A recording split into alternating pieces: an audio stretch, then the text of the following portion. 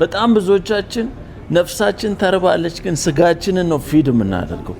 ነፍሳችን ግራ ገብቷታል ከእግዚአብሔር ተለይታ ኮንፊውዝድ ሆናለች ግን ብዙዎቻችን ሰክሰስ የሚለው ነው ቼዝ የምናደርገው። ነፍሳችን ተርባለች we need daily bread give us daily bread ብላችሁ ጸልዩ። የዕለት እንጀራ ስጠን ብላችሁ ጸልዩ አለ። ሁልጊዜኛ የምናስበው ስጋችንን ስለመመገብ ነው። ነፍሳችን ምግብ ያስፈልጋታል ከእግዚአብሔር አፍ በሚወጣ ቃል እንጂ ሰው በእንጀራ ብቻ አይኖርም። ለነፍሳችን ምግብ ያስፈልጋታል። የእግዚአብሔር ቃል ያስፈልገናል። ኤቭሪዴ ከእግዚአብሔር መስማት አለብን። የእግዚአብሔር ቃል ደግሞ is a love letter የፍቅር ደብዳቤ ለሰው ልጆች እግዚአብሔር የሰጠን ነገር ነው። ስለዚህ ሕያው ነው ቃሉ። እዚህ ቃሉን ስናነብ እሱ ጋር ኮሙኒኬት እያደረግን ነው።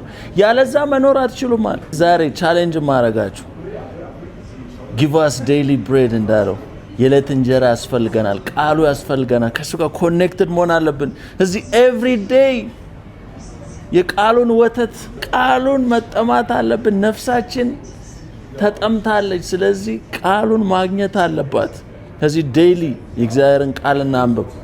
ያለሱ ነው መኖር የማንችለው። ያለ እግዚአብሔር ቃል ግን we are dead። የእግዚአብሔርን ቃል እናንብብ።